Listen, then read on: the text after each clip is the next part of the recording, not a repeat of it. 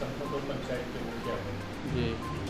Sir, हम आपसे जानना चाहते हैं, इस 5 साल जनता, यहाँ की जनता से चंपादोल पंचायत की जो जनता है, 5 सालों के लिए आपको अपने प्रतिनिधि के रूप में, ग्राम प्रधान के रूप में चयनित किया है, मुखिया के रूप में चयनित किया है। इन 5 सालों में सर आपकी क्या उपयोगिता, आपकी क्या विकास जनता के बीच हुई है, आपके माध्यम से? देखिए, हमारा चमथादू पंचायत में 14 वार्ड है। हम 13 वार्ड में मुख्यमंत्री 7 निश्चय का काम, नली गली, उसके बाद नाला का निर्माण, उसके बाद जल नल का काम पीएचडी के माध्यम से करवाए हैं। लगभग सभी वार्ड में मुख्यमंत्री 7 निश्चय के तहत काम किए हैं। और आज़ादी से लेकर जितना हम काम किए हैं 5 साल में, पिछले साल में जो काम हुआ था उससे चौमुखा विकास हम करने का काम किए हैं। आज़ादी से लेकर अभी तक जहाँ पर चलने के लिए पगडंडी का सहारा लोग चलते थे, वहाँ हम पीसीसी ढलाई करके 1000 आबादी के बीच रोड बनाने का काम किए हैं। नल के सवाल है, नल हम बनाने का काम, नल जल का काम जो पीएचडी के माध्यम से किया गया है। 10 वार्ड में हम काम पूर्ण की चालू है और वार्ड में काम हो रहा है। सबसे ज़्यादा किन वार्डों में काम हुआ? सबसे ज़्यादा 13 वार्ड में महादली टोला है, उसमें हम काम किए हैं, जो मुख्य सड़क से महादली टोला के जोड़ने का काम किए हैं।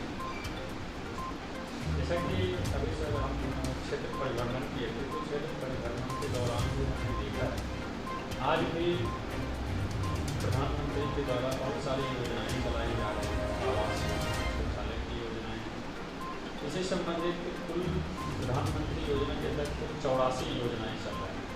लेकिन आज भी जब मैंने आपके क्षेत्र में भ्रमण किया है, तो मैंने पाया कि अभी भी इस क्षेत्र में लोगों के लिए विकास की चाहिए उसमें कुछ कमी है।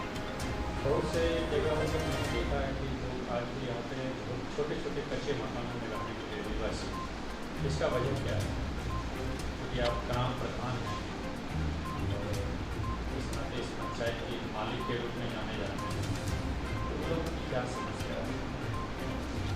हम मानते हैं जो कुछ लोग छूटा हुआ है, उसका भी नाम प्रधानमंत्री आवास योजना में जोड़ा गया है। अभी उनका नाम लिस्ट में है, उसको अभी नहीं मिल पाया है। उसको भी पूर्ण हम चाहेंगे जल्दी हो जाए, लगे हुए हैं। और जहाँ तक शौचालय की बात है, हम महादलित बस्ती में 600 शौचालय बनवाने का काम किए हैं, जो बछवाड़ा प्रखंड में रिकॉर्ड स्थापित है, जितना शौचालय हम बनवाने का काम किए हैं।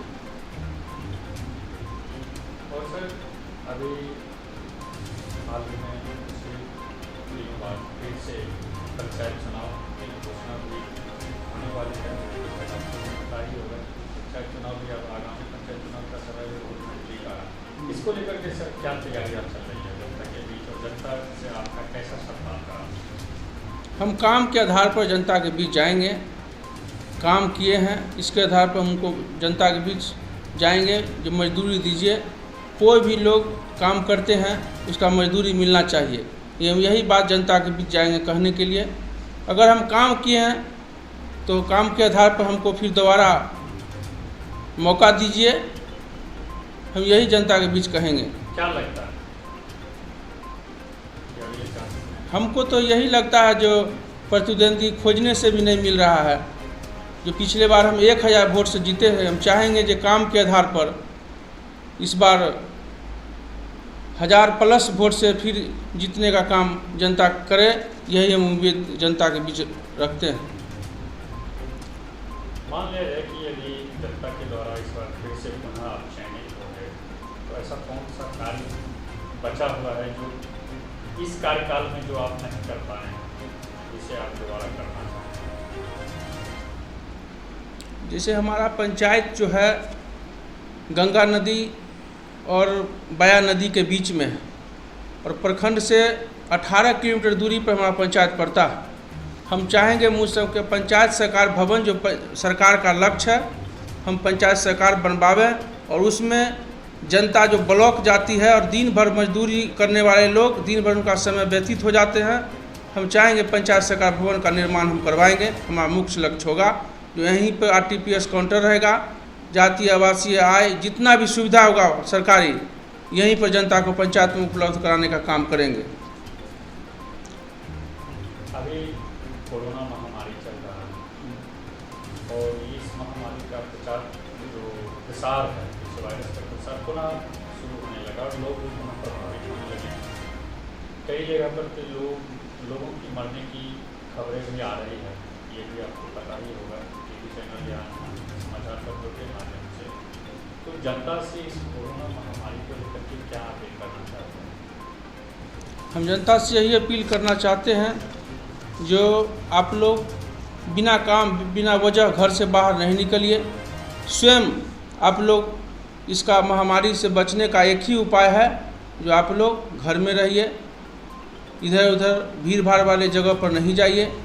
मास्क और साबुन का हम वितरण किए हैं, फिर हम करने के लिए जा रहे हैं। सैनिटाइजर से स्प्रे भी करवाए हैं, सरकार की तरफ से भी कुछ मुहैया कराया गया है, अपना तरफ से भी बार बार कराते रहते हैं हम।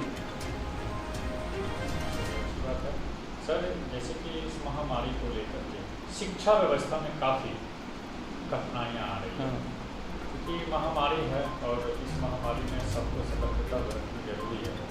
लेकिन इस महामारी के दौरान बच्चों की जो शैक्षणिक व्यवस्था है वो काफ़ी गड़बड़ा रही है। सरकारी जो भी शिक्षण संस्थान हैं उसे भी बंद करने का आदेश दिया गया है। क्या लगता है सरकार बच्चों के भविष्य के साथ खिलवाड़ कर रही है या फिर?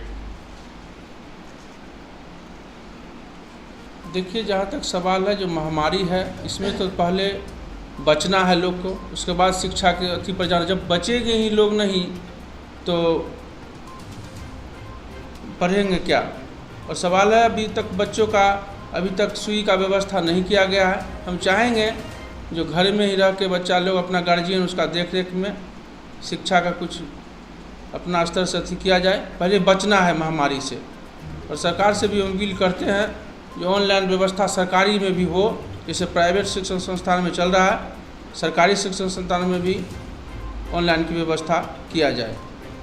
बहुत जगहों से ऐसी भी अफवाहें आ रही है कि अभी जो कोविड-19 का दौर चल रहा है और इसमें जो लोगों को वैक्सीनेशन की प्रक्रिया के द्वारा जो वैक्सीन दी जा रही है, तो अफवाहों में अफवाह कहिए या जो कहिए उसमें भी बहुत सारी बातें कुछ चल रही है कि सुई लेने के बाद लोगों की तबीयत बिगड़ जाती है। इस पर क्या आपको लगता है कि सुई वैक्सीन देने से अब लोगों का तबीयत बिगड़ जाएगा या ये केवल अफवाह मात्र है? ये सब अफवाह है। हम लोग सैकड़ों 45 वर्ष के ऊपर लोग को सुई दिलाने का काम करवाए हैं और इसमें नियंत्रण सभी लोग बचे नहीं, इसके प्रयास में रहते हैं। ये सब अफवाह है। सुई वाले लोग से भी पूछते हैं, बोलो नहीं हमको बिल्कुल ठीक है, कहीं कोई दिक्कत नहीं। आगामी चुनाव को लेकर के आप अपने क्षेत्र की जनता से क्या अपील करना चाहते हैं? हम क्षेत्र से जनता से यही अपील करना चाहते हैं जो विकास किए हैं दोबारा मौका दीजिए, इससे भी ज़्यादा विकास करने का काम करेंगे और पंचायत का नाम बिहार के स्तर पर लेना चाहते हैं। यही आह्वान हम करना चाहते हैं। क्या नाम होता है सर? राकेश कुमार राय, मुखिया चमथादूर।